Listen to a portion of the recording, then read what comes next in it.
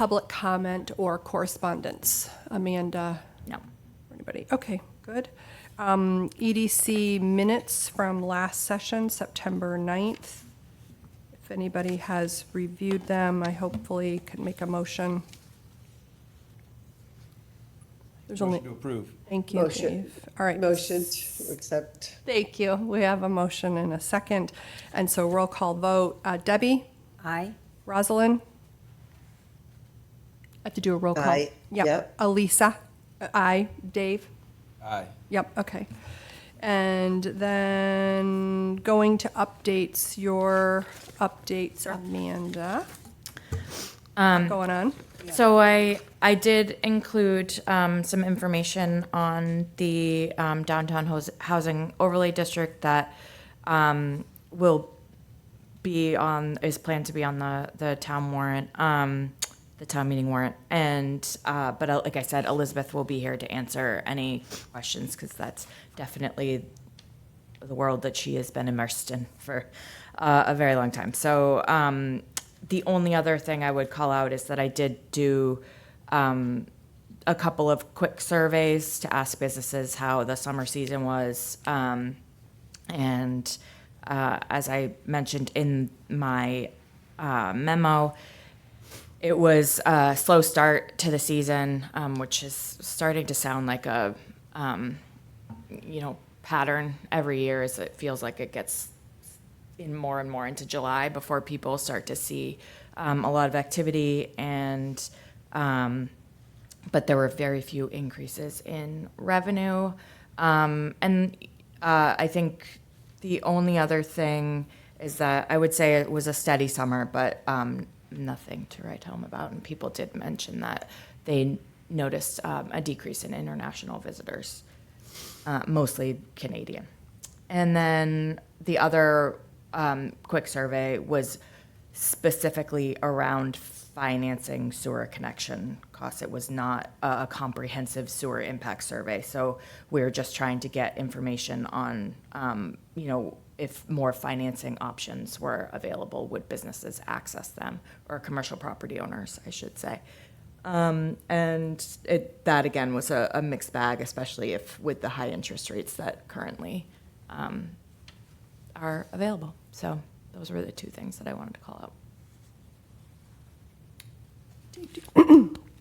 Dave, have you found that to be true with summer season, that it starts later and less people, Yeah. less, like what's your, I mean, I know you're a little bit different because you thrive on rainy days where the rest of us thrive on, but just wonder, we had a lot of rainy days. Now, more people in town always means more business. That's the Yeah, common all the way around. denominator. But, yeah, it's also the volume of businesses too. We should all look at that and see where that comes from, because, you can bring 10,000 extra people in town during the summer, but if we spread it out to a million different businesses, that's not really going to get us the well-paying jobs we're looking for. Yeah, help. And then as far as the sewer connection goes, I think that ship has kind of sailed for the businesses in phase one. We were supposed to be hooked up. I know I got a notice of late, and I hooked up in March of '24. When I hooked up, and I was late. So, I mean, at this point, I don't really see any point. It's kind of just for the other phases. You need to be, if you're not hooked up, you're getting fined, They're hopefully. phase two business. Yeah. They're businesses in phase two, so. Yeah. I did talk to Kevin in between the meetings, and he is talking about putting a task force together and a group together that can understand the impact and still go out and look for, are there other products or ways that we can help, mitigate the impact, the negative impact. So I know it's still on everybody's mind. It's just, not, things don't move at the same speed we do. But I know it's still on their mind. I'm just looking through your notes. There was something else. I guess it was around zoning, but we can come back to that. Okay. And then you have an intern, your intern here, Kaylee. Yes. So I was her? very fortunate this summer to have on board a planning and economic development intern, Kaylee Cordera, and she's a local Cape Cod girl who is currently a senior at UMass Amherst and a political science and economics major, and was looking for local opportunities to explore that those majors in at a local level. So we were fortunate to have her here this summer. She worked on a few different projects for me, and one of them was helping me analyze the annual small business survey that we released in May, and we were able to get a really good sample size in terms of response rate, and she helped me build out the business newsletter email list, so I was able to reach close to 400 businesses through there, and then also she helped with design a postcard that we sent out to every property in Orleans to try to get some of those home-based businesses involved as well. And she worked really hard and did a great job this summer, and I invited her to present the results here today. And yeah, so Kaylee. Welcome. Are you from the lower outer Cape? Or where are you from on Cape Cod? Oops, You gotta get your microphone. It's okay. Sorry. I grew up in Barnstable. Okay, great. So you went to Yeah, Barnstable but- High, or did you go to yep. Yeah. went to Barnstable High. Her mom works for the Barnstable School Systems, and her dad is a Hyannis firefighter. Great. Yeah. Great, local kid. Well, thank you for your service this summer and helping Amanda. And welcome. We're looking forward to hearing your presentation. Are you going to run us through your slides? Yes. Okay, great. I'll share my screen right now.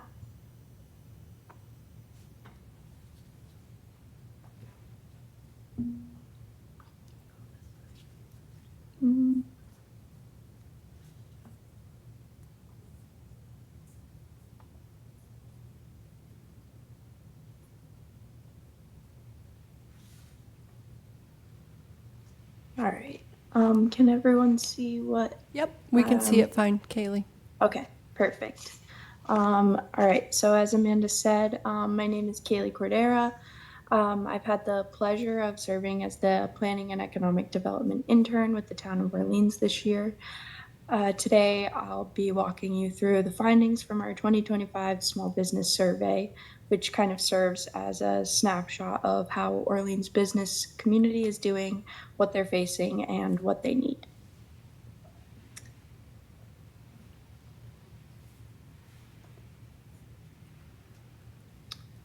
So, why we did this, this survey was coordinated effort between the Economic Development Committee and the Town Manager's Office. It was informed by direct business input and grounded in best practices from other municipal surveys around the country. The goals were to better understand current business conditions, identify shared challenges, and gather feedback that can help shape the town's economic development priorities going forward.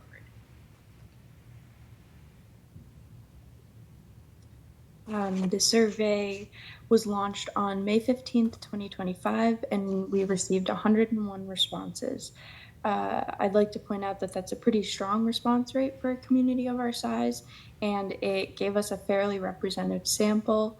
The survey reached a diverse mix of business models, brick and mortar, home-based, year-round, seasonal, and 19 different industries ranging from retail and food service to construction and the arts. This level of variety gave us a well-rounded view of the Orleans business landscape. These are a few of the characteristics that emerged from the data that we found the most important. As you can see, 85% of respondents operate year-round and 50% have been in business for more than 16 years, which we noticed suggested a stable, established business base here in Orleans. Most of the businesses are small, with 62% reporting that they just have 1 to 5 full-time year-round employees. This also confirms what we have already known, that small, locally owned businesses are the backbone of the Orleans economy. Financially, 38% of respondents report annual revenues under 500K, which again reinforces the small scale nature of many of these operations. Nearly 90% have websites, but fewer than 30% make more than 10% of their revenue online.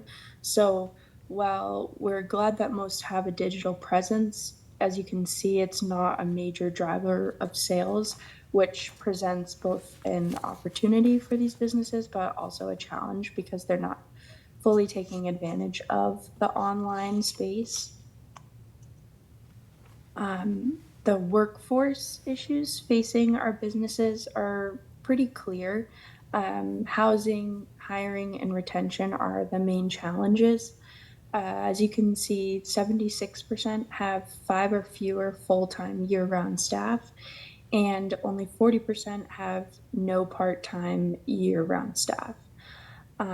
We see only about a third hire seasonal part-timers across responses. A lack of affordable workforce housing, especially for middle-income workers, was named at the top of the barrier to staffing for these businesses. As you can see this quote here, there's a shortage of people who work in jobs in the 20 to 30 per hour rate in Orleans because housing is so unaffordable and out of reach for year-round workers. This is our biggest challenge. We saw a lot of responses that emulate this quote here. But despite the challenges, the overall attitudes are mainly cautiously positive. Half of the respondents consider Orleans business friendly. Of those responses, and of those with a second location, 86% said Orleans is better or about the same as their other town businesses, and 54% feel a sense of belonging here. These are encouraging numbers, though not without room for improvement. The business sentiment in general, we asked businesses how they feel about the current economic climate. Nearly half say the economy has worsened over the past year, but 55% plan to maintain or grow their operations, and a majority are optimistic about their future. So while these concerns are very real, there's no sense of crisis, just a desire for general progress.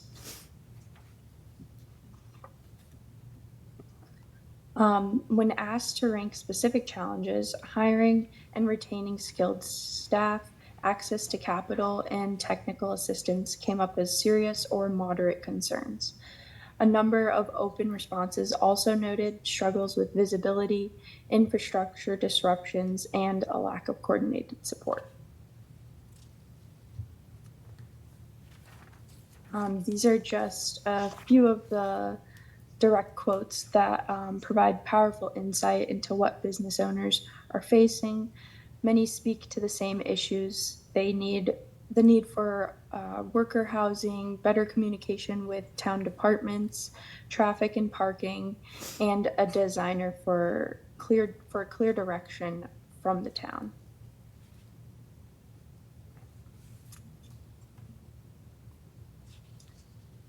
And that being said, we do have a lot to work on, but there's also a lot to celebrate. 85% of respondents said Orleans' location is a strength, and 88% rate their quality of life as good or excellent. These numbers reflect why so many people choose to run their businesses and live here, and why we see the longevity of these businesses and families that live here. People want to stay here. And again, the quotes that you see here speak volumes. People love Orleans, its natural beauty, walkability, strong customer base, and sense of community. For many, Orleans feels like home and a place worth investing in, both personally and professionally.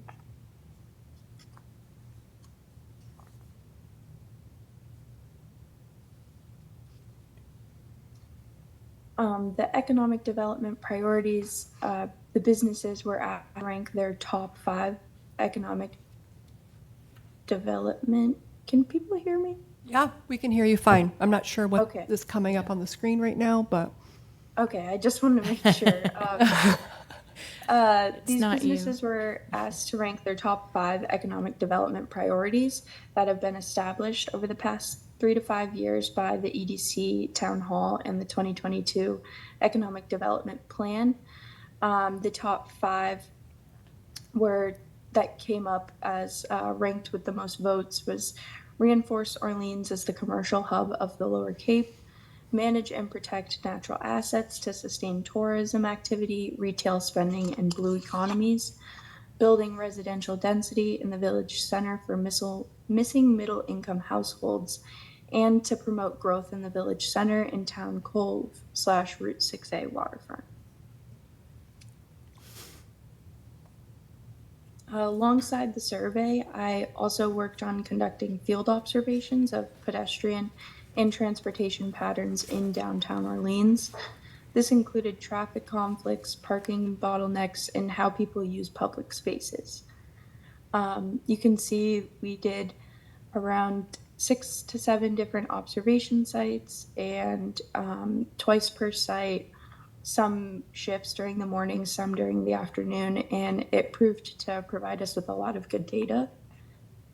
The observational field data takeaways aligned with a lot of the concerns that was already shared in the survey. Long wait times at crossings, crowded bike path intersections, and congested parking areas all point to a need for redesigns that better support multimodal access and public space usability.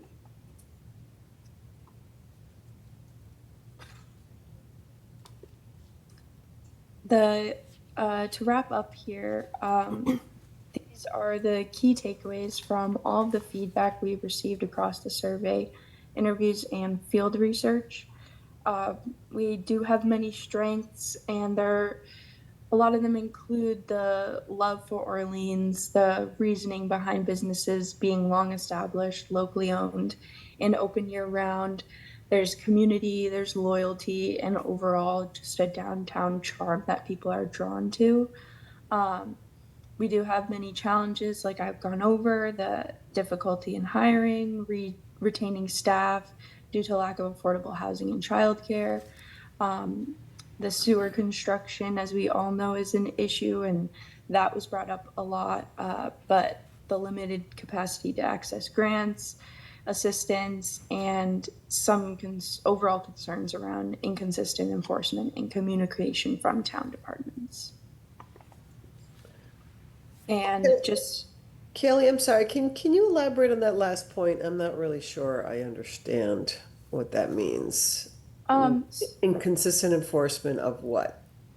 yeah, so people had kind of just complained about like permitting Oh, no. well, there we go. She'll be back. I think she had an unstable Yeah. connection. I can address that ahead, yeah. while we Yeah, go Kaylee back in.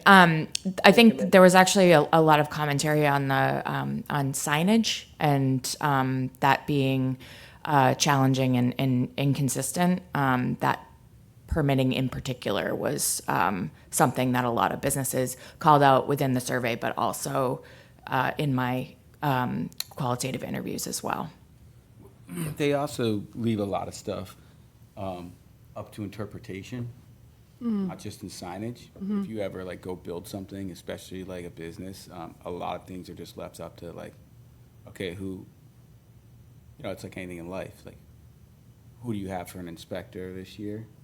And is that inspector having a good morning or a bad morning? Yeah, it's very subjective. It's very subjective, and you're sitting there like, well, we're talking about $140,000 like sprinkler system or a, you know, and it's like we want to have like clear guidelines, and it's a lot. There is a lot of those inconsistencies. I can speak to them with the multitude of jobs I've done there. And that's been one of our priorities, is to streamline that regulatory process. So and I know the town, you guys have a committee going on that's kind of looking at those different issues. Did anything percolate from the survey that was top of mind or that you guys were already working on? Well, I think what the survey has pointed to is that, as Dave said, we need there to be consistent, which is why having the business resource team be a Yeah. funnel through a lot of that stuff is something we're working on, and working on that process and how that all works. And the answer that you get at town hall, just in case you're wondering, Andrea, is always like, well, just go hire an engineer or a lawyer. And I know that they always work for like 30 or 40 bucks an hour, so it's super cheap for the businesses to go get the answers that they're looking for. And it doesn't, it seems, when you're out here doing it, actually performing it, it's actually very frustrating and you know. Well, you're being sarcastic when you say they're I know. super cheap. They work for like Yeah. 800 to 1,000. Yeah, yeah, like they're not $30 or $40 Right. an Well, I mean, hour. we spent, what we spent just to, I can speak for the last one, the dispensary, just to get into the, just to get in for an HCA, we had to hire they made us do, there's so many different engineers, and I paid for all of them. And I think the engineering, just to apply for an HCA, to get them the answers that they were looking for, was like 22 grand in engineering. They're like, oh, just go do a traffic study. It's like, okay, well, what other businesses in town are you asking to do a traffic study? Because those are super cheap. I know that. I Yeah, wrote that all check on housing. myself, and it's like, oh, you have this question. Oh, let's go hire an engineer. Go get a lawyer. I mean, I don't even want to tell you what the Yeah, attorney's fees for. everybody wants coverage. you know. Yeah, and it's just like, if saying that you're for small business, it feels nice inside. But actually performing when you're on these boards and saying, wait a second, let's look out for this business that's trying to come to town. It's two different things, because is. to me, making a small business come up with $50,000, $60,000, $70,000 in engineering and lawyers' fees just to start their business is like, I would rather see that put into that small business so they can get more bells and whistles and be a better business in Orleans. That's a Yeah. lot of money up front just to hope. Before you've even opened the doors. Yeah, just to get a permit. For one customer. Just to get a permit. It's crazy. I just want to circle back to Kaylee and let you know you did a great job. Amanda answered the question that was thrown your way by Rosalind, but nice detail, and I love it because it syncs up with all the conversations that we're having, and the zoning that we're proposing for town. And it's nice to have it ground truth, right? Like we know this stuff, but then to have like an external resource with third-party data and firsthand information. Makes There a was difference. one more slide, which was like wrapping it up. Okay. So I don't know if Kaylee, you want to share Yeah, that one I last got slide. kicked out for some reason. I don't know how I got kicked out, but You're back. You're back. yeah.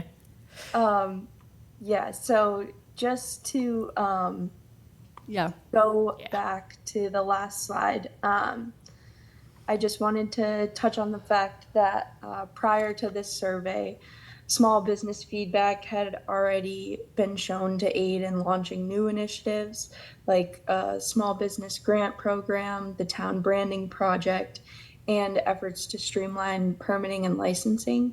And after receiving 100 responses and a large amount of valuable commentary and data, this just was very motivating to continue this survey work yearly, to remain in tune with the community and the local businesses, and to really focus on implementing their advice into future endeavors and showing them that we are listening and working for them.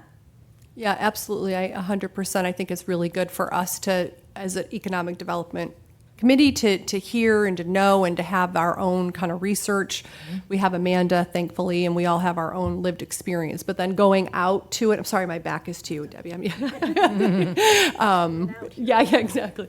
It's nice to have that, and then making sure our goals and our activities sync up, which for the most part it is. It is. Yeah. And I'm, this is also the first time this is a baseline. So now next year we can check in Yeah. again, and perhaps hopefully that sentiment will be different in terms of, the town hall. We're really working to be, Yeah.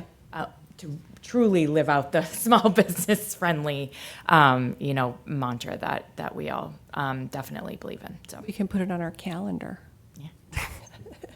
Great. We can't. Debbie, do you have any questions, or I have a couple of questions, but just before, do you have anything for Kaylee or Amanda on this? You guys did a great job. Yeah. Thank you. I don't know how many businesses are in Orleans. When you say there's 100 responses, which seems like a lot, but I feel like we should know. And I'm sorry if you don't know off the top of your head, but just wondering if anybody knows or can get us that.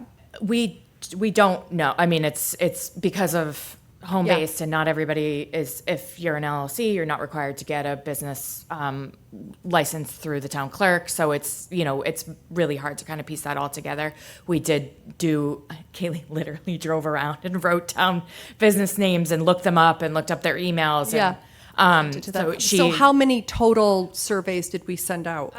Well, total, like we did outreach to, I would say 5,000 people, so, but that included the residents to make sure that we were getting anybody who does operate from home.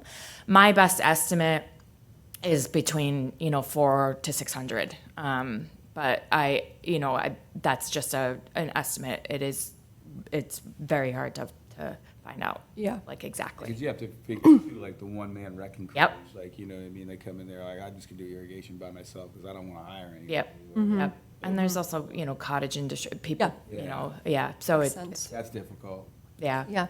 I Just, mean, that's yeah. actually never going to be accurate. Yeah. You know what I mean? Yeah. Yeah, I was just curious. But it does sync up with our next topic, too. I mean, the number one, and Dave said it, more people in town is better for business, and the number one way to get more people in town is by having them live here. So I think turning our conversation to the special town meeting, but also specifically zoning as part of that, because we don't have the full warrant available to us. And that was one of our top agenda items has been housing and housing attainable, affordable housing. So I don't know if you, Elizabeth, want to come up now, or Amanda, do you want to talk about the warrant altogether? No, and I'd then- love to. Well, just to let you know, the warrant will be going to the printer on Friday, and we will have it up online for people to look at then. But I do, just before we get into it, I do want to thank Kaylee again for helping, really bring this all together this summer. She was a self-starter. I Yeah. certainly just let her have at it. Sounds like it driving around. Yeah, getting addresses. yes, driving around and posting up on the corner of Main Street and watching traffic, and I feel like I was an absentee supervisor, but she did a great job, and so I just want to thank her again for that. And then she did also help update the planning board indicators and the EDC good. indicators that we have, and we'll be talking about We that. can at bring that out next a time. That's subsequent good. meeting. Yeah, but I just want to say thank you, Kaylee, Yeah. and you're welcome to stay for the conversation. But I know I think you have class, so she Yes. might have to run. Yes, I do have class, but I also just wanted to say thank you so much for this opportunity. I loved every second of it, and I miss already being involved in these conversations. So thank you so much for letting me be able to present everything that I worked for over the summer. I really appreciate it. You did a great job. Stay in touch. Thank you, Kelly. Thank you. Yes, and good luck at UMass Amherst. And ask Amanda for my contact information. You and I should touch base. Okay. Just about government in general. Yes, I'm Okay. trying to lure her in, Roz. Trying- Yeah, All right. Thank you. Thank you. we'll bring her into housing. Yeah. So, planning board's been busy. Yes, we have. Yeah. Finally got to a place. Good place. Couple of hearings. Yeah. And a marathon meeting. Thank you, Debbie, and everyone Yeah. who worked through that sort of on the fly. But I think the proposal tried to be what they ultimately ended up with, tried to be as responsive as possible to the priorities that we heard coming out of the public hearing and the previous public meetings that we had. So Before we jump into it, Elizabeth, can we just hear from Debbie on the planning board process and any thoughts from you as a planning board member? And then we'll get into the details of where we are. My main thought is, thank goodness Elizabeth. I know.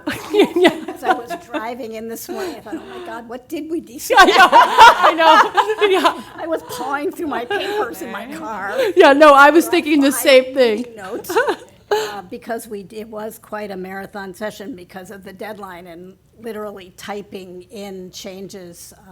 Yeah, on the fly, and yeah. On the fly. Yeah. And I think the process, has been pretty thorough in that we had a number of community meetings and then, of course, the public hearing. And I think we all have to just figure we're going to do the best we can and work with something that we believe will incentivize the goals that we're going for, which is increased density in housing primarily. And I think we've also brought up the idea that zoning is just one of the tools that we need to focus on this whole effort, and that once this is in place, we can proceed to look at some of the other incentives that can be provided and focus on Other initiatives. building vitality and other economic development initiatives that go hand in glove with the Yep. zoning. And I wanted to just put some context, because when Kaylee was doing the slides and she was talking about the $20 and $30 an hour employees, I ran some quick numbers, and I just want to let people know what that means for our workforce. So somebody making $20 an hour, if they were to work full-time, is about $40,000 a year. That puts that, if it's a single person, AMI changes by household size, but that puts them at about the 80% AMI category. So that would be in the affordable housing. And that person, if they were spending a third of their rent, which is the standard, would be $1,200 a month, be actually like $1,150 a month. And I don't know if any of you have been on the rental market to know what's out there. First of all, anything out there. But second of all, anything under $1,000. Rooms now are going $1,800. So it doesn't exist. That means they're spending 50 to 70% of their income. So the $30 an hour employee is $60,000 a year. They're at about the 100% AMI. They're a little bit under technically. They could spend $1,500 a month on rent, and still it doesn't exist. And the only way to make this product exist is by changing zoning. It's the number one subsidy that can happen in a community without taxpayer dollars, that allows the landowners to be able to optimize their property and add density for housing that we, as you heard, desperately need and as we all know.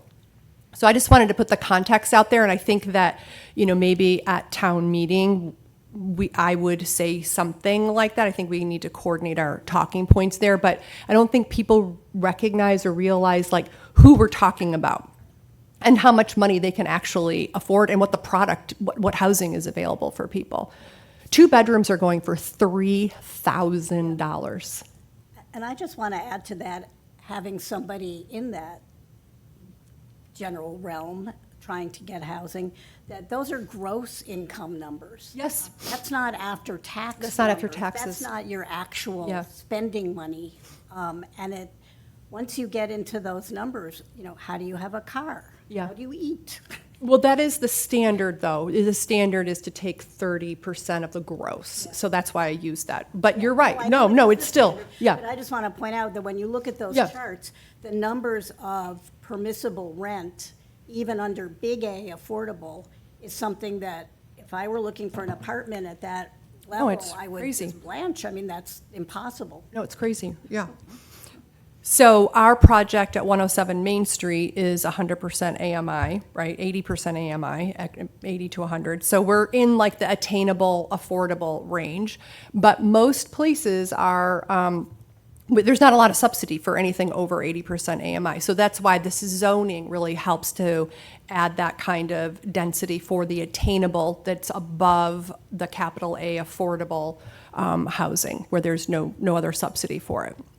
So setting you up to tell us about where Well, you guys just did an amazing job. I mean, I think Debbie's point that, you know, this certainly, this turned into a housing focused effort, but is still trying to make sure that we are meeting goals regarding community placemaking and design orientation, sort of a design forward approach to development, as well as an economic development strategy to build a year-round customer base here in Orleans. So I think those, you know, we adjusted as we went through the process to focus on those primary objectives. And then specifically on the housing piece, again, I think very bold statement that any development that happened under this ordinance would have to have 50% of the units restricted for year-round occupancy. To me, it was very clear that there was, you know, concern over sort of encouraging and promoting development, but that was tempered by the idea that we do need to focus on year-round housing. So ultimately, the proposal put forward essentially in each of the two districts, two paths to development. One path, the baseline path, requiring the traditional 10% affordable and then 15% attainable housing. So that would be 75% of the total units in that development restricted. And then the sort of bonus paths requiring all units to be restricted, either year-round, 50% affordable, 40% attainable. So again, I think those decisions by the planning board were to, I think, send a message very clearly that, you know, that this is about supporting a year-round future for Orleans, and again, trying to provide that flexibility to the private market, that incentive to the private market through a by right zoning pathway to invest here. So again, I think, you know, one of the primary discussion points was certainly building height. I do anticipate that we'll still get a lot of discussion and conversation around this. Scaled back building height maximum to 2.5 in that village scale, but then allowing 3.5 in the commercial center district, as well as the bonus in the village scale. And certainly trying to educate groups about this, and I've, you know, already heard, you know, a lot of the concern about, as you, I think, reflected in your comments, you know, misperceptions about, you know, who needs and who takes advantage of affordable and attainable housing. And again, I think how, you know, buildings of this scale, certainly when designed well, would be able to fit in to our landscape here. And again, the importance of making sure that they are well designed, that's baked into this in a very detailed way. So yeah, I think looking forward to working with Amanda in the weeks coming forward to make sure we have a really good communication strategy that again sort of puts a face forward, but anticipates some very you know, very passionate conversations about the sort of traditional concerns we hear about housing development, you know, additional density, character changes, traffic, parking. Have again again some misconceptions around affordable housing. I'm sure we will get those comments at town meeting. 100%. They're always, everybody wants housing until it has an address or it's in their neighborhood, and then all of a sudden, well, you know what, I think it would be better somewhere else. I have a couple of questions, but I want to just open it up. Rosalind, yeah. Yeah, no, thank you. Elizabeth, thank you for that. Yes, I anticipate you're going to get pushback. I was in the first meeting and I heard it. There was some, you know, passionate conversations on both sides. When you guys have looked at, you know, your potential obstacles, you know, and objections that you'll get in town meeting, have you guys done any forecasting on just the normal objections, like it's going to increase traffic, the schools are going to be over capacity? I mean, have you done all of that so that you can have good answers? I'm sure you have. but just would love to hear your thoughts on that. Absolutely. I mean, I think as we have had a public process that started in almost January about this. So as we have walked through those meetings, we have been essentially, trying to note what the community concerns are and not just have an answer, but, we tried to craft the proposal in a way that was responsive to them. But yes, I think we have both George and I and Amanda have a very good sort of working list about the typical frequently asked questions that we get. Yes, they tend to be about traffic and parking, overcrowding, concerns about overburdening the wastewater, that sort of lack of control over potential build out. I would say those are probably the most common ones that we get. And yes, absolutely, we'll make sure ahead of town meeting to communicate how this proposal is responsive to all of those. No, and I thank you for that, and I think that Alyssa's comments about what does $20 an hour mean in terms of affordability, and what is the average wage of someone working downtown, and in our healthcare, right? I mean, healthcare is another thing we haven't talked about because we don't have Cape Cod Hospital here in Orleans, but we have urgent care and we certainly have Hyannis, and the amount of cars that go off the Cape every single day and come on the Cape. I forgot the number now. You guys must know it, but it's an enormous part of our workforce, whether it's landscapers, construction workers, healthcare, which is so necessary, home health aides, and our retail folks. I mean, they are going off Cape to live off Cape. And they're not making that much money, number one, and number two, they're paying for transportation, gas, et cetera. So those are going to be important facts to discuss, because if that's the kind of community we want to be, it doesn't point to all of it won't be sustainable to have this community be what it is today, and this wonderful, place to live and quality of life if no one can get any services.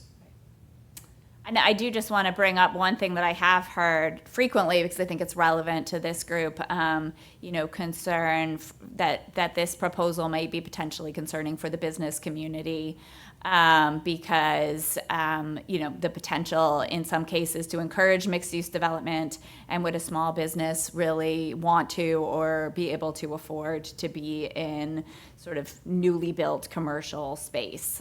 So I've heard that a number of times. So I'm, again, interested in working with Amanda on that. From what I understand from business surveys and other input that she's gotten, there is the predominant concern seems to be about the quality of commercial space in Orleans right now and having good visible commercial spaces. But again, I anticipate that others will hear that concern. Yeah, I've heard, that was one on my list to bring up here, that I keep hearing from some small business owners who are also own their own property, that they're concerned that the property values around them will go up so much that it'll drive out some of the small local businesses that maybe aren't as successful or profitable. I do find it ironic because the one who's the most vocal has housing above the shop, and it's seasonal. It's a short-term rental. So I find that ironic that it's okay for that person to monetize and maximize the profitability of their land, but not another landowner. I think that that's going to be an important piece, though, is to talk about there's not going to be big developers that are going to come in here. I mean, this is, I think, going to be a really, really important piece. People are afraid of like big developers coming in. We don't have land big enough. And the land that is big enough is owned privately. So we're talking about private landowner rights, people who typically have been here and live here now. And I'm wondering if there's a way to kind of coordinate on those talking points, or the actual number of parcels that could be bigger development. There aren't that many of them. There's maybe 7, maybe 5, depending on the size you're looking at. I mean, we at Housing Assistance analyze the land because we're always looking for opportunities, and there's just not that many opportunities. You're really maximizing small lots and lots that are deep. We have several lots and areas around that are deep lots. They're narrow in the front and deep in the back, so you could put a bigger structure behind. And I think people are going to miss that nuance if we don't call it out. And I think the property rights piece and people, their ability to monetize and maximize their own property, that people who live here, is going to be another important piece. And Yeah, go ahead. I want to add to that, that it seems to me, at least what we're trying to do with zoning, is going back to the big developer. The only reason it seems to me that a big developer would have any interest in Orleans at all would be if it was a short-term rental.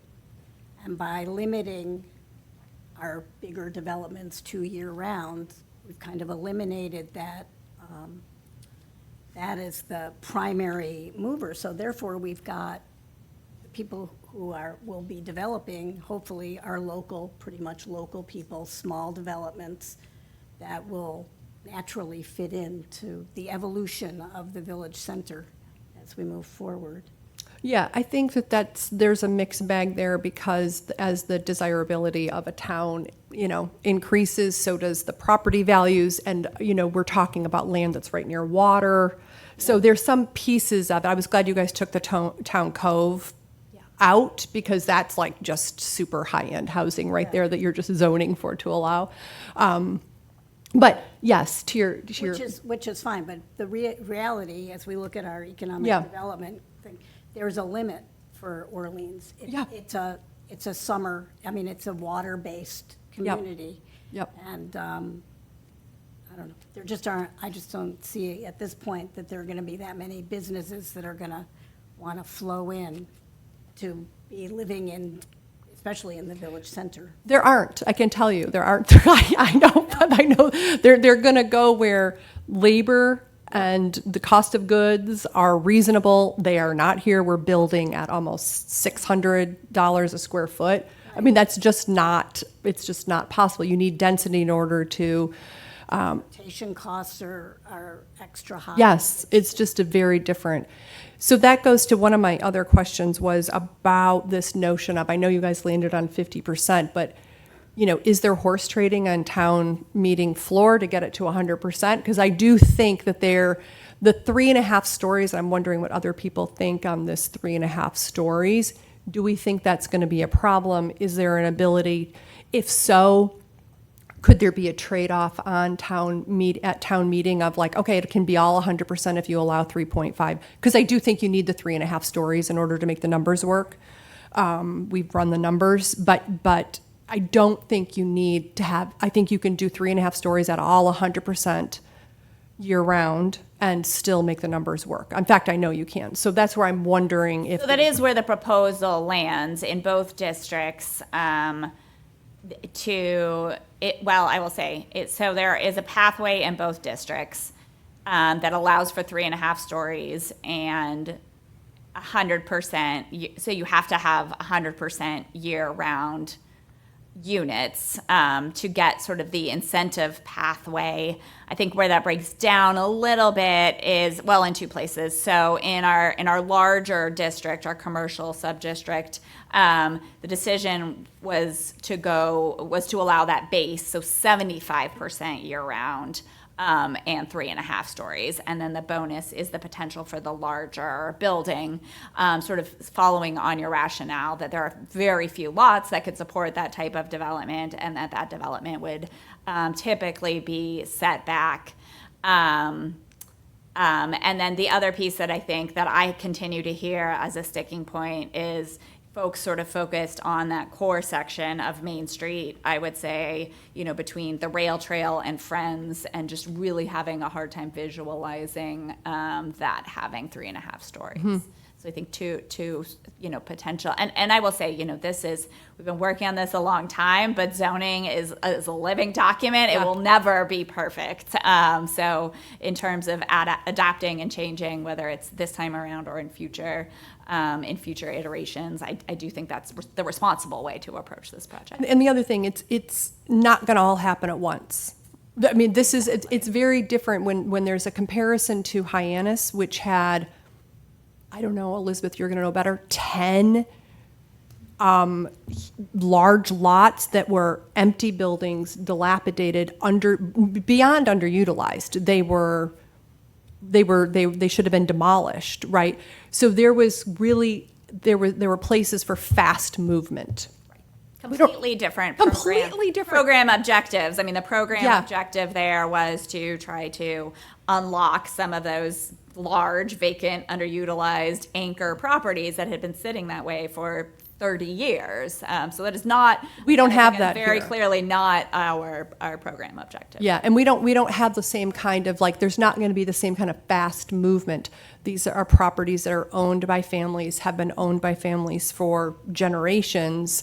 They're not going to move fast to start, developing them either. There's going to be a lot of planning and conversation. So it could take 3 to 5 years still. Absolutely, and I'm already hearing from investors and developers that the sort of restriction framework is going to be difficult to work under. That banks don't love deed restrictions on properties. So I mean, I do think to Debbie's point, I mean there will be a certain cross-section of dedicated developers that will be working under this ordinance. And to me, that is fine. I'm a developer. That's totally fine. Make them work for it. Make them be in this town. The numbers do work. The banks will come around. The money will be there. We don't have to make it so easy that we, sacrifice the integrity of the town, the look of the town. So I don't have a problem with them making a little bit less money or the bank or having to work hard to get their money. I think that's fine trade-off. Anything else so the 3.5 stories, I was wondering, where are you gauging? What are you sensing on that? It's still a simple majority vote. Simple majority vote. Again, it is required to be a simple majority vote based on the content of the zoning ordinance under Mass General Law. Again, this is a simple majority vote. It's not something we opt into. That's the framework right now. So yeah, I mean, I do think, again, if there is concern, I think, again, potentially looking at those two places. Number one, the assurance that you would have to have 100% year-round restricted development to get 3.5 stories. I think that's a potential thing to look at. And again, somehow exempting that stretch on Main Street, I think could be another adjustment as well. But, we talked about this a lot at Planning Board, and, they felt very strongly that, that's the area, that is the core, that's the center, that's the area where we want to encourage mixed use development. And we know when we sort of run the numbers on this that in order to support that ground floor mixed use, you really need those additional stories on top. So question. Not something we did not debate. No, exactly. And you've talked about it at nauseam and had it at public meeting and got a lot of really good input from people. I guess for economic development, my committee here, do we want to take a vote to support this? Do we want to speak at town meeting? Do we want to empower Amanda to speak at town meeting? I think it's important. It was one of our number one priorities. I think lifting up what the planning board has done is important. Whether I do it personally, fine, I will. As I do it as housing assistants, I will. But for this body, it's an important, building block for economic development. So I wonder how you all feel about that, and would we want to, because it's brave and courageous. This is the other thing. It's going to there's going to be resistance. I think people trying to understand the trade-off of it's year-round, and yes, it's, bite the bullet of 3.5 stories in these selected areas. That's what's going to make the numbers work and doable. Yeah, first of all, listen, I wish we would have gone to 4.5, but that's all right. I think 3.5 is still a pretty small building, but that's all right. We're not fighting that battle right now. Point, though. That's the future. Excellent point. Yeah. Yeah, I mean, I honestly, 3.5 stories is still pretty darn tiny. I don't even understand. And we have them already in our town. So this is the Yeah, other thing, 'cause it's not like it's a new building that we have in our town. Anyway, Yeah. but here we are. But I strongly support that we do take a vote supporting this. I think it's important, like in everything that goes to town, right? That the finance committee supports it, that planning board committee, that we have more committees that support this. And not that I want to add yet another speaker to a very, very long meeting that I'm sure it will be. But Eliza, I think it probably would be a good idea as chair of the EDC and with your background, to highlight the importance of passing this zoning bill. Debbie and Dave, do you guys have any thoughts on it? I haven't read through all of it, so I don't mean, it was kind of, as you said, a very long meeting, and I got lost in the shuffle a bit watching. Yeah. The details. There's a lot of details, thank I'm God. not sure I totally 100% agree with everything that, in the train of thought on everything, so I don't think you want me speaking. Yeah, I might not be voting for it. because, It's a long meeting, I raised my hand like 30 minutes ago. There's just a few things in there that I just, I don't necessarily agree with. We're not capping short-term rentals now in the housing market.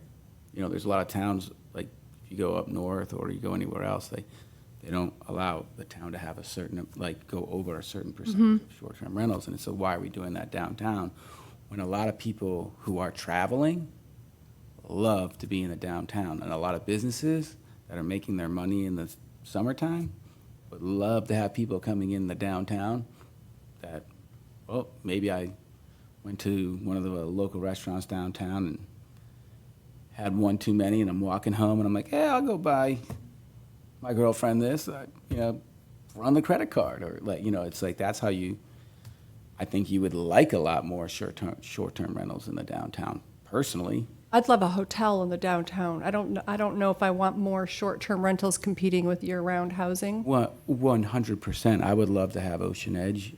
Right. Somewhere in Orleans, I'd love to have I'm just telling you where we're at today. I don't think that there's any really parcels that the hotels that we have in town are selling now. So I'm not sure how at $600 a square foot, you're going to get someone to buy a 6, 7, 8 acre parcel in order to have enough parking, in order to have enough amenities in your hotel to draw people in, and then build has to be a minimum 80 units, 80 separate rooms to rent, just to make that nut and make it worth. That's one hell of a lift you're asking someone to bite off right now. It's going to have to be a giant hotel if you want to look at the economics of it and everything. So, we're dealing with what we're dealing with right now, and I'm not 100% sure I agree with it. So you think that the zoning should have more right for short-term rental? Yeah, and again, I would like to recognize, and I'm going to say it every time you ask me a question, the first thing I said in this statement was, I still haven't seen a shaked out document where I can actually go down and read it all. It was kind of got confusing after all those hours. And, you're one of those people that were at Hog Island and at this point, there are so many iterations of I would just like to see the final one before I'm going to go speak in front of a town. But I think the whole time has been lost on, we're so worried about short-term rentals in the downtown. Well, why aren't we worried about the other 4,000 or 5,000 acres in town? It's like, In terms of having a short-term rental? rentals, Yeah, no, I think that we should have. It's like the elephant in the room that not one person brings up. And to me, you want to, you know, when you go buy a property in another town, when they have limited short-term rentals, it had slowed that real estate explosion. It's like, oh, I can't Yep. rent it. So it's like, it's going to affect it. I mean, there you go. Well, it's a very different conversation for the realtor to say, oh, there's a big difference between someone who can fully afford a second home without having to rent it, totally different, than someone who needs to rent it in order to afford it. Now you're pitting those people who can't really afford a second home. They've got to rent it in order to get the mortgage. And also qualifying them for the mortgage is very different than those of us who have to use just our income. Because now I can use the rental income as well. That's not fair. This is leveling the playing field, so that people who just work here and don't have the ability to have a income on their property qualify differently for a loan. That's the beauty of this zoning. Separately, I do think that on a future agenda, the planning board or economic development, we should be talking about restrictions across the town on short-term rentals once we know what the real number is that we need, the threshold. There is a certain number we need to make our numbers of the town work and sewer, but we don't know what that is. Yeah, so I would say my response to that would be twofold. Is that I think we are again working to create the foundation for looking at short-term rentals across the town. We're one of the few towns in the Cape that doesn't have a rental registration program at all. We ask people nicely to register their rentals. So planning has been working with health to set up a registration and inspection program, just to meet the baseline assurance that all of our short-term rentals in this community, meet health and safety standards. So we're working on that, and we expect that to move forward through Board of Health over the winter and spring. So that's the sort of initial work that has to be done if we're going to open up that conversation about regulating short-term rentals townwide. And in terms of the zoning, I think the direction that we got after a couple of those public meetings was to focus on creating an ordinance that promoted year-round housing. I think there are, when we initially started, we started sort of much larger and more ambitiously to look at all of the different components that go into creating a viable downtown, like hotels. I think there are other pieces here that are missing, like, how do we promote housing for seasonal workforce? We've been very focused on year-round, but there are certainly other housing needs out there that this doesn't meet. There are certainly other economic development needs, again, like promoting that visitor economy, promoting folks year-round, that this does not meet. So, I think the way I'm thinking about it is that we've broken this into sort of a multi town meeting proposal, and we're trying to put forward what we heard was most important first, which was how to promote more year-round housing downtown. But that doesn't mean, I would fully expect the planning board to want to come back probably at spring or fall town meeting with additional provisions to address Potentially a hotel provision. address some of those commercial uses Yeah. and some, things that are not housing. I think how that- do we build that in? And I think that's going to be an important piece to add in. One fear that I have heard from people is that if we're eliminating the right to short-term rentals in the village district, then it's going to push it out to residential, and that's not going to make anybody happy to hear about that. So making sure that there is some kind of discussion about short-term rentals. I'd like to throw in there Yeah. the alternate point of view. I think short-term rental is not as black and white as we're talking about it right now. I think there's a lot of nuance and complication in the people who are affected, would be affected, and the fact that if we are in fact a tourist-based economy, which we are, if you have no accommodations for people, then you will have no tourists. Right. Whether they're in the downtown or in the village, in the town generally, coming into the downtown for their activities when they're not on the beach or other waterways or on bike paths and such things. So you said it was complicated. Can you just give us a little more details on I agree with what you're saying. I just want to flesh that That's out. one point, that you have to have accommodations You for do. people.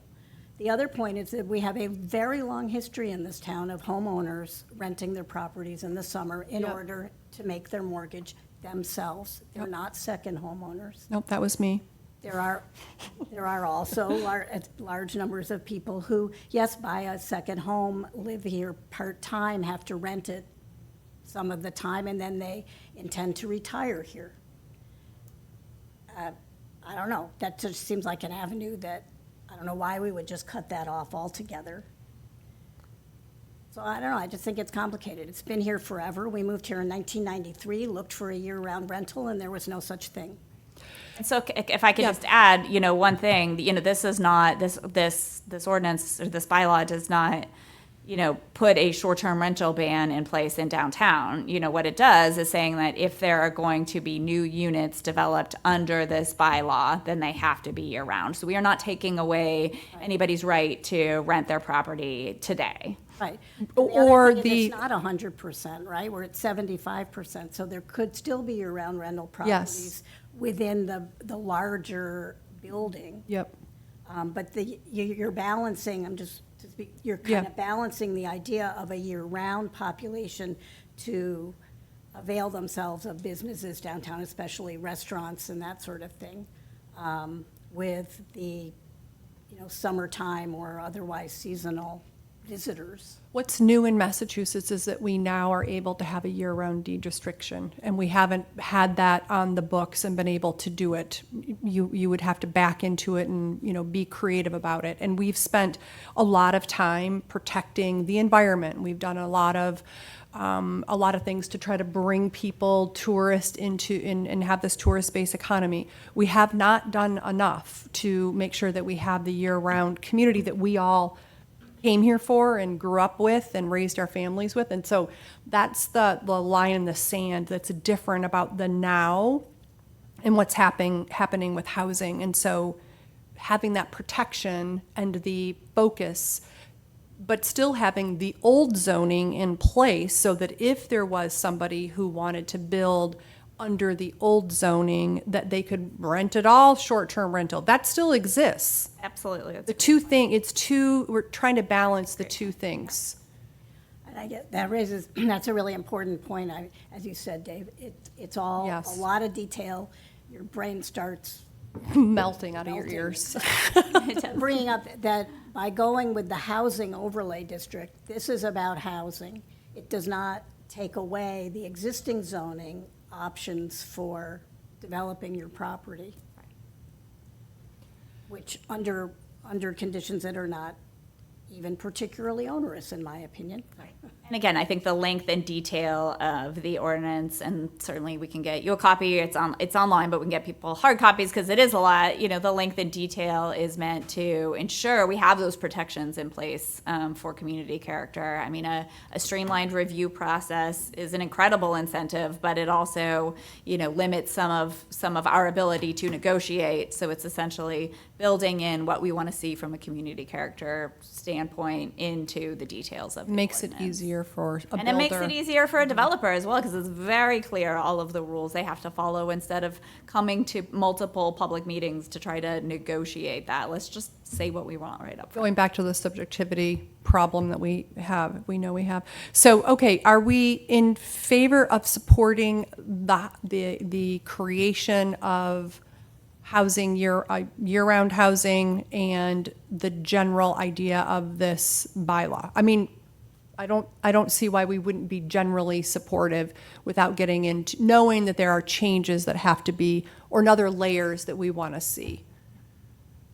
So I guess I put it to Dave, because he's the only one who seems, I would like to read it, I'm not going to blindly vote, for something that it's just so confusing at this point. Very fair. It's like, I literally just want to sit by myself in a room and read the final document. Yeah. I mean, but I think it shows you the power of zoning to, I think, have a lot of control over what happens in your community. So it is I've known that. spelled out, but it's spelled out on a lot of pages. Yeah. So Elizabeth, when is the meeting? I'm sorry, when is town meeting? the 17th of November. November. I'm sorry. All right, so we another don't meet again, Alyssa, between now and town meeting. So why don't we set a timeline here? We might have to vote by email if I think that's okay. Yeah, you gotta meet. Is that okay? Or that's not okay? Now that Andrew's saying that's not okay. All right, well, I do think it's important enough to try to do something, because it's. I do too. This is the moment that we should be lifting up what's happening and talking about. Yeah. But if you're not comfortable, voting or moving forward, then we No, should. I'm just saying, like, I've been at this, for a couple decades now, and I seem to bang my head against the wall being like, why did anyone come up with this idea? And I don't want to be on that document that someone's banging their head against the Right. wall saying, Very fair. why did he vote for that? Right. Like, Well, that's why I'm Alyssa, wondering if it's just the general We also have other concept. members. Yeah, we yeah, also have go other for it. members. You guys can outvote me. Go for Yeah. it. No, I know, but I don't think it's going to look good that we've got one abstaining or one opposing, when we're only 4 people. And you've been at the meetings and you're a business owner and you are going to know the benefits of having year-round housing. So I do think either we make it such a general support that it's not specific to the wording and what's happening in the document of the planning board, or we wait. So it's just the notion of supporting the planning board's effort, the creation of year-round housing, having specific year-round housing, it doesn't necessarily have to be for the bylaw itself, just the activity and the need for. I think that's weak. I think that's weak, Yeah. Alyssa. Okay, I that's think- fine. I'm just trying to put it out there so Yeah. that Dave, yeah. No, I think we need a vote on this, and maybe it's not now. It's before town meeting, and it's to the entire committee, right? There's only 4 of us here, and we have, 3 members at least missing, so. No, we have one member missing. We only have one member missing. The other Just 2 one are member. Or Mike. Vacant seats. Yeah. Mike McNamara. We have 2 vacant seats right now. Oh, we do. Yeah. So we can convene a half an hour Okay. meeting, single topic meeting. What day? Yeah, I think you need to come into the town meeting. I think EDC should be part of that, and Yeah. our voice. We have been working on this since we were I know. It's the since we be- were formed. So Yeah, it- it's for us to- important. For us to punt on this now, it's like, why are we here? Yeah, Right, I agree. totally agree. It's like, but we It is- shouldn't It exist. is absolutely unacceptable to go to town meeting with this change and not have the Economic Development Committee, a majority Yeah. at least, vote in support of this. Yeah. Okay. If the abstainer or nay vote wants to speak to reservations, that's. Yeah, that's up to person them. would be free Yeah. to do And I don't, that. I That's don't fine. think that, I don't support blind support. I mean, if Yeah. there's something in here that's problematic or that should shift, then we should fully have that conversation. Yeah, absolutely. I mean, I know it because I've been reading it and watching all the meetings and stuff. So I'm happy to do a special meeting of one agenda item. The town meeting, what day did we say? November 17th, so it's a Monday. So the 10th would be or the 11th, right? But, The next meeting technically would have been the 11th, but that's Veterans Day and Town Hall is closed on Veterans Day. So okay, we can't hold our regularly scheduled meeting. okay, So so, in that case, we could hold a special meeting to make up for our not Correct. We can, regularly we would Yeah. just need to find a time when this room is available. okay. Can we just do it, does it have to be in person? Can you just do it virtual? No, can we just do, yeah, Yeah. virtual? Yeah, let's just Yeah. do that. Yeah, So how about November 12th? I'm in. Say it again? I can do it. Yeah. Rosalind and Yep. Debbie, no. So I have my board meeting that evening, so this would have to be during the day. And Yeah, pretty, I'm out of the country, but I'll dial in. for this. so tell us then, No, I'm out of the country, but I will dial. that whole This is a- week? Yes. Okay. What about the week before? We could do it the Friday before? Friday So, before, it's the 7th? yeah. Yeah, I'm okay then. Okay, let's do Friday the 7th. That works, Dave and Debbie? Hold on. I think so, yes. Yes, What time are that's you fine. thinking? So, middle of the day is not good, but morning and end of day is fine. Amanda, how about Amanda and Elizabeth? Can you guys do Morning. the 7th, Morning. Remote, yep, morning, yep. 9 a.m., Yeah. everybody? Yep. You just That have to worked. clear it with Mia that you can broadcast, that there are no conflicts. Oh, That's okay. Mia? Fridays generally are available, but, I can. I think it's fine. You should check with the clerks because they make the schedule, so you have to make sure that the Zoom licenses are both available then. All right, well, we'll hold it for, I'm sorry. Yeah, Sorry, I'm just confirming. you're just, yeah. We'll, Look at the clerk calendar right now so that we can do this. okay, and if so basically, we could do any time, could everybody do any time Friday morning if 9 isn't available? Just so we can give Amanda, yeah, Yes. perfect. Okay, so the 7th, 9 a.m. or so, and you'll send out a notice, it's a special meeting just to go over. And is there going to be anything else on the warrant that we should be, it's really this is our thing. So it looks like any time that day is available. Good. 9 a.m. Friday the 7th? Yeah, and if we can attach the warrant to that invitation, Yes. that's great, yeah. Yeah, that comes out later this week, correct? Yeah. Okay. All right. Perfect. All right, good. Flexible. There we are. Got that done. And anything else on the, one topic, anything else on this, on the town meeting warrant that we should know or talk about? No, planning board is also moved forward a simple technical reorganization of the zoning ordinance, but I think that is not meant to promote any policy or regulatory changes. Yep. Just take a document that has been pieced together over the last 30 years and put some semblance of order to it. So I hope there are no concerns about that. If there are, please let us hear them, but we were not meant to modify or change anything within the zoning ordinance except for the structure and the framework of it. Okay, we don't need to weigh in on that then. No, I don't think so. All right, any new business, anything else?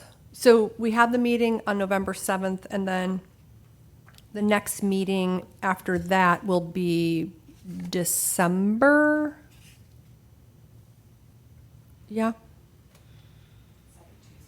Okay, December 9th will be the meeting after that. And then we'll decide if we're going to do January or if people are traveling or whatever. That's always like a busy, weird time for us depending on our agenda.